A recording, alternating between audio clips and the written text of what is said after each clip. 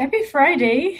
Have you ever reviewed a deal where the numbers check out, the deck looks professional and polished, the sponsor sounds incredible, and yet something does not feel right?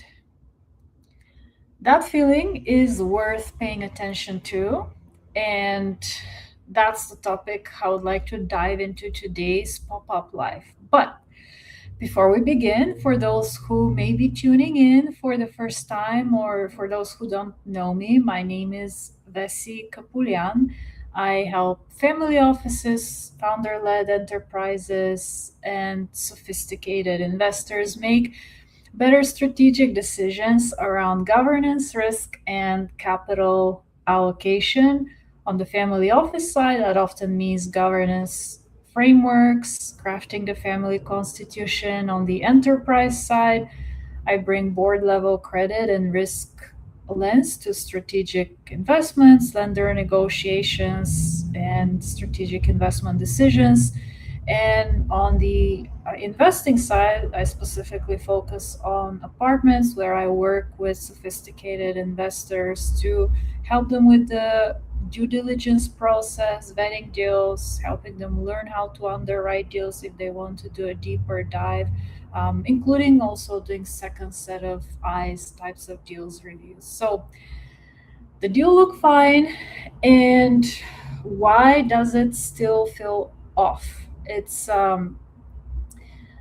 Most investors, myself included, right? We're all taught to fully rely on the numbers, look at the data, look at the presentation, look at the sponsors, but ignore their gut altogether. And I think both approaches are just as important and incomplete if they're looked at independently. And so your instinct oftentimes is not random, it's pattern recognition built over time, over a number of experiences, maybe deals that you've reviewed, even if you cannot immediately pinpoint to what exactly is off.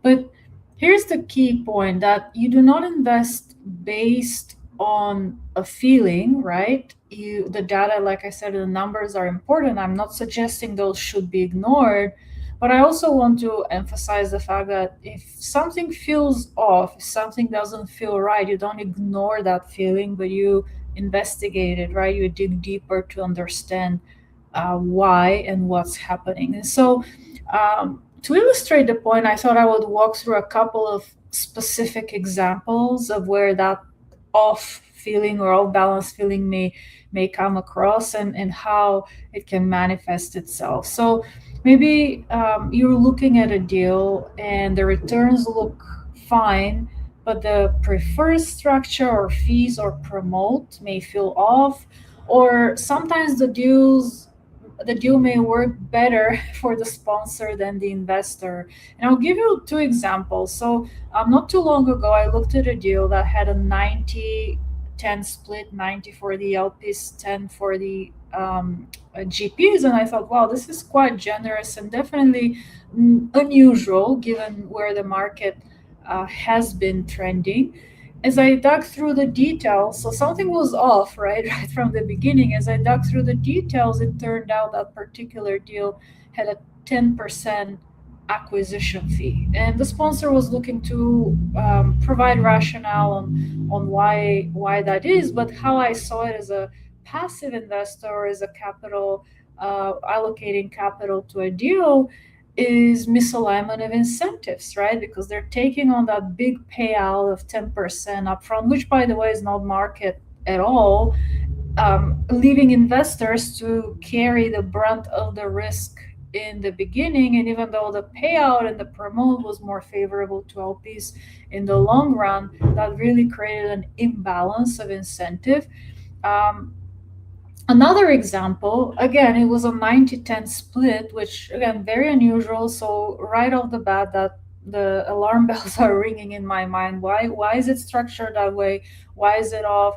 As I dug through the fee structure, there was no asset management fee, was 1% acquisition fee. In other words, very, very unfavorable fee structure for the sponsor in this case. And clearly, the margins were very thin for the entire deal. Really, the only way to make it more feasible is to negotiate the price down. But in that case, the price was already agreed on, right? The team was already raising money for that deal.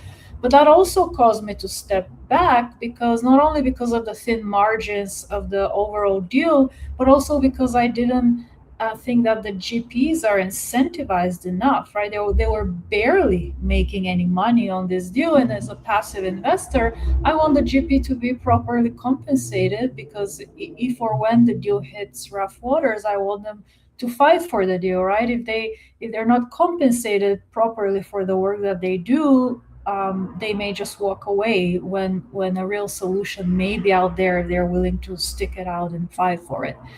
Um, Another situation where, again, something is off is when assumptions are technically defensible but maybe unrealistic, or I would call them optimistic.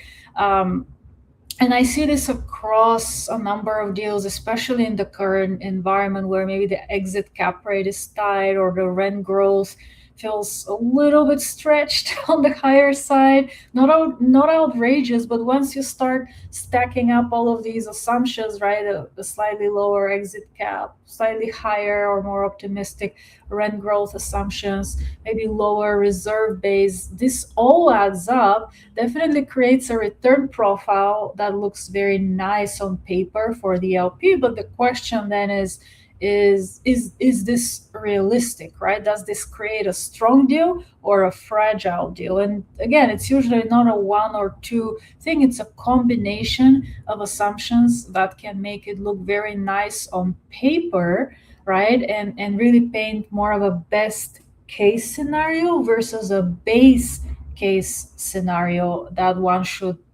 look at.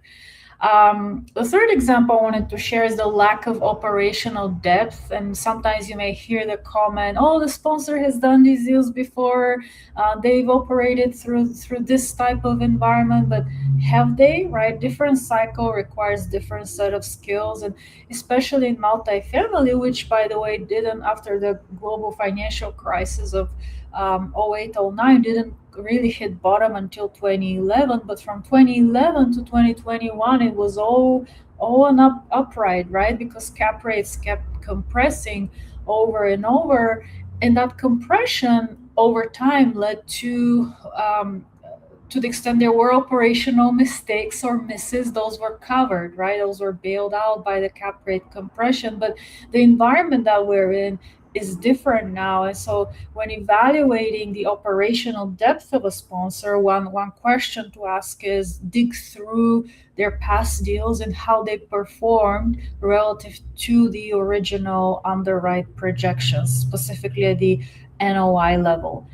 Um, Number four is too clean and too perfect. When one of my favorite sayings by Howard Marks is, the biggest risk is to think that no risk exists at all.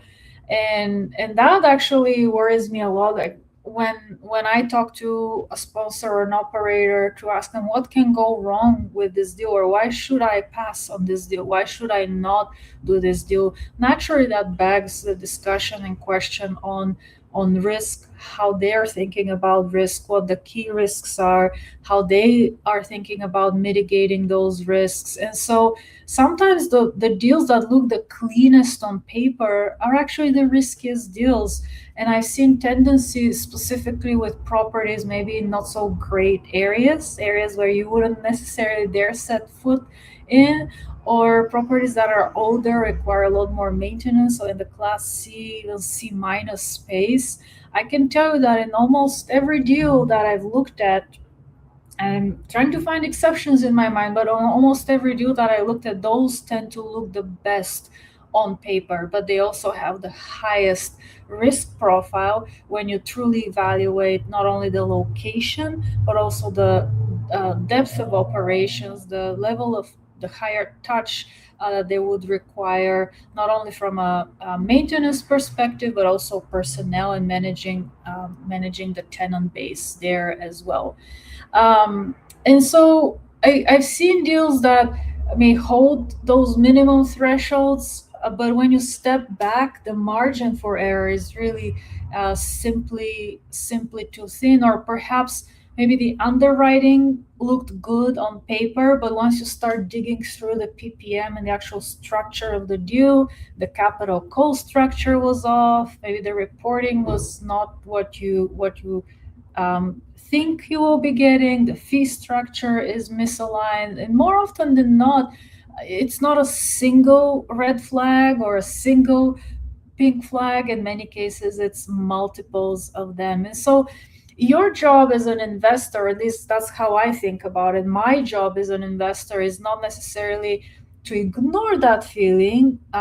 It's also not my job to blindly follow it either, right? Because you want to make a data driven and informed investment decision. But it's a really a moment to slow down, pause, and really understand what specifically is creating this discomfort, or what specifically should I look into further to work through that discomfort, right? And come to a conclusion, whether that's yay or nay. So if something feels off, assume that there is something you have not uncovered yet, and dig until you find it, or walk away.